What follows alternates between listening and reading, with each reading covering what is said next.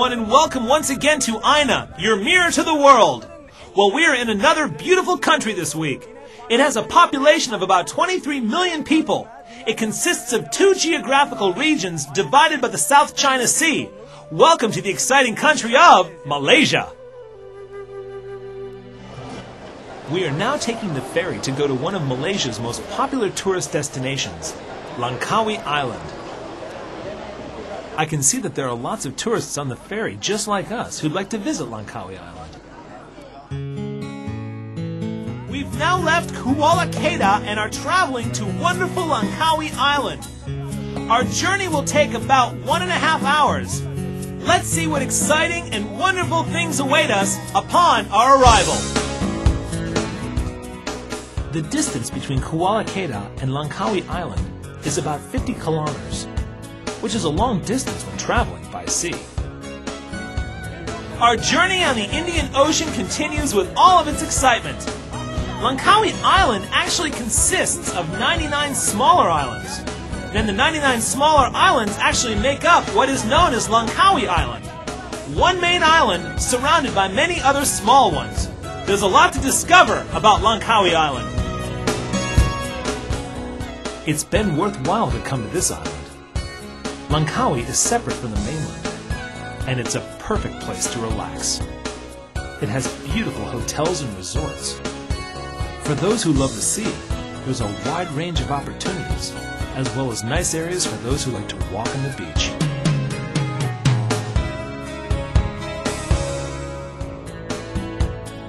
Eagle Square is Langkawi's most prominent landmark for visitors arriving by sea.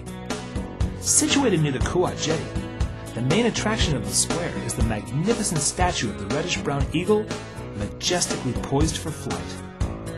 Kedah is considered the rice bowl of Malaysia, producing 1/3 of Malaysia's total rice production. Tourism, particularly on the island of Langkawi, is of growing importance. Langkawi's legends are often spoken of to visitors. Part of the allure of the island is the mystery and fantastic tales spun around the different places. One of the legends went that Makam Masuri fell in love with the king, a man of beauty and courage. Although the king of Langkawi Island was married, he fell in love with Makam Masuri.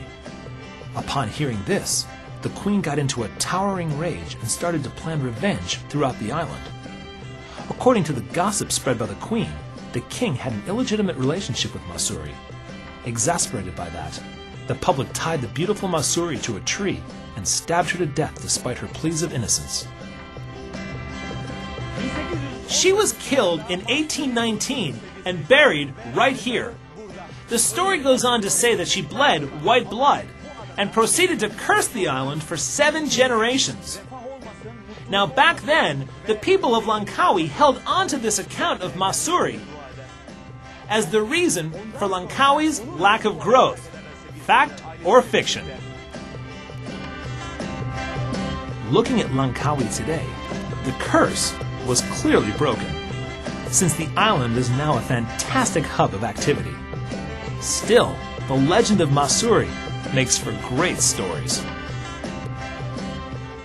Beautifully unspoiled, Langkawi's rugged magnificence and local legends offer an irresistible combination of cultural and natural attractions. Right next to Masuri's grave, a band was playing some traditional music. We decided to join them.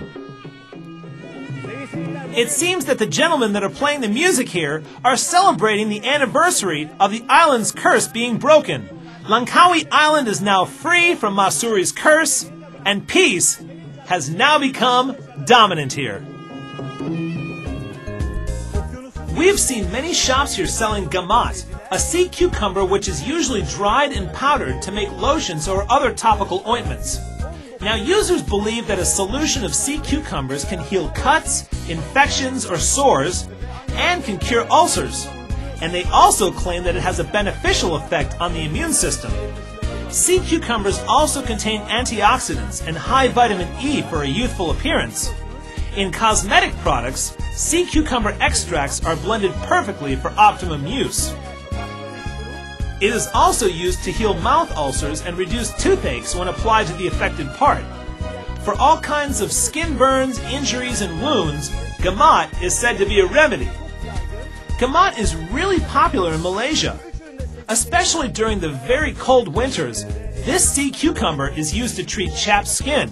Go figure. It seems to be just a simple plant. However, as you can see here, it can make over 19 different products which can cure various ailments. Malaysians are very lucky to have this plant in such great abundance and tremendously benefit from this one simple plant. The cheapest of herbal medicines is Minja Gamat, and it costs about 25 cents. The most expensive is Gamat Oral Jelly, which costs around 40 cents.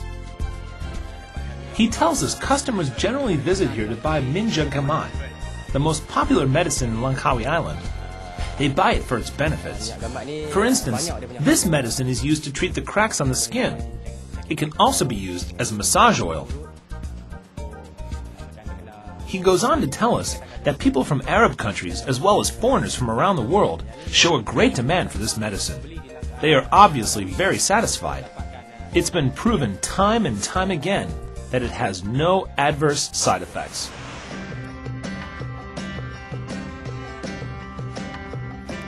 We've also come across a beautiful mosque on Langkawi Island.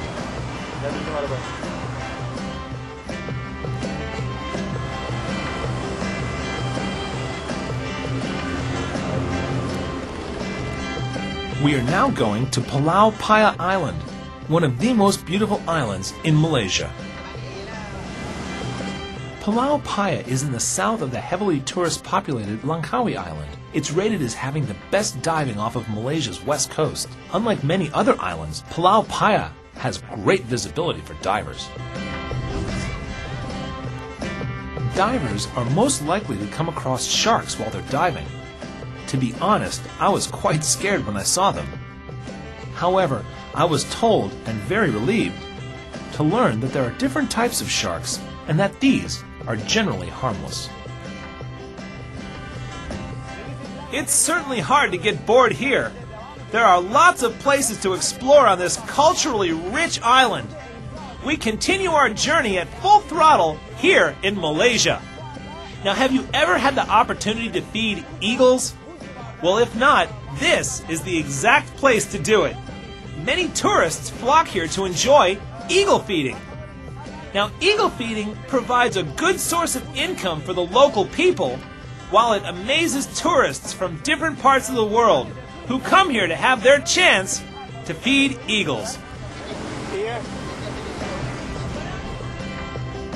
The eagles will now be feeding on chicken meat offered to them. Watching them is just fascinating. It's definitely one of the must-do things in Langkawi. As soon as they spotted the meat, they started hovering over us. And they're now diving down to get their portion. They'll be flying over us until the meat is finished. The locals tell us that these eagles didn't used to come this close to humans, mainly because they weren't sure about their safety. Over time, however, they realized that these humans are not here to harm them, just to feed them.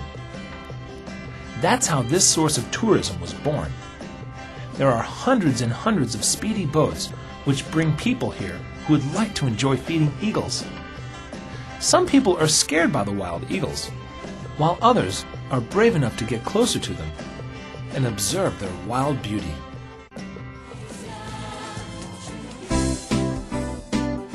We are now on a cable car. This is one of the last islands in Langkawi that was developed to attract tourists. Let's see what awaits us on this island.